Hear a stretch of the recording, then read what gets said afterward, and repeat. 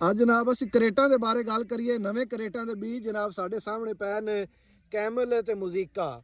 ਹਾਂਜੀ ਅਹਿਮਦ ਅਲੀ ਸਾਹਿਬ, ਇਹ ਜਿਹੜੇ ਜਨਾਬ ਦੋਵੇਂ ਕਰੇਟਾਂ ਵਾਲੇ ਬੀਜ ਹੈ ਪਹਿਲੇ ਸਾਲ ਆਪਣੇ ਲੱਗੇ ਹੋਏ ਨੇ, ਇਹਨਾਂ ਵਿੱਚ ਮਸਲਾ ਇੱਕ ਹੀ ਆਇਆ ਪਿਆ ਦੋਵਾਂ ਬੀਜਾਂ ਵਿੱਚ, ਇਹ ਦੱਸੋ ਖਬਲਾ। ਇਹਦੇ ਵਿੱਚ ਜਿਹੜਾ ਹੈਗਾ ਜੀ ਕੈਮਲ ਹੈ, ਹਾਂ ਉਹਦੇ ਤੇ ਕੋਈ ਸਕੈਪ ਨਹੀਂ, ਬਿਲਕੁਲ ਸਾਫ਼ ਹੈ। ਹਾਂ ਤੇ ਜਿਹੜਾ ਮੁਜ਼ੀਕਾ ਹੈ ਉਹਦੇ ਤੇ ਕਿਧਰੇ ਇੱਕਾ ਦੁੱਕਾ ਸਕੈਪ, ਜਿਹੜਾ ਵੱਡਾ ਸਾਈਜ਼ ਹੈ ਨਾ, ਮਤਲਬ ਕਿ ਰਾਸ਼ਨ ਹਾਂ ਜਿਹੜਾ 100 ਗ੍ਰਾਮ ਤੋਂ ਉਹ ਉੱਪਰ ਸਹੀ ਹੈ ਹੈ। ਉਹ ਸਹੀ ਹੈ। ਜਿਹੜਾ ਛੋਟਾ ਸਾਈਜ਼ ਹੈ ਨਾ ਉਹਦੇ ਤੇ ਇੱਕਾ ਦੁੱਕਾ ਤੁਸੀਂ ਚੈੱਕ ਕਰਵਾਓ ਖਾਂ।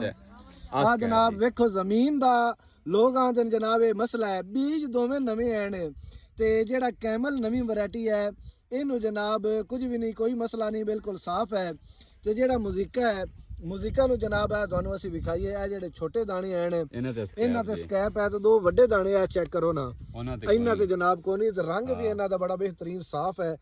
ਮੁਜ਼ੀਕਾ ਦਾ ਵੀ ਰੰਗ ਬੜਾ ਸੋਹਣਾ ਲੱਗਦਾ ਪਿਆ ਹੈ ਤੇ ਕੈਮਲ ਦਾ ਵੀ ਬੜਾ ਸੋਹਣਾ ਰੰਗ ਲੱਗਦਾ ਪਿਆ ਹੈ। ਇਹ ਮੁਜ਼ੀਕਾ ਇਹ ਵੇਖੋ ਨਾ, ਇੱਕਾ ਦੁੱਕਾ ਜਨਾਬ ਇਹਨੂੰ ਇਹ ਮਸਲਾ ਹੈ।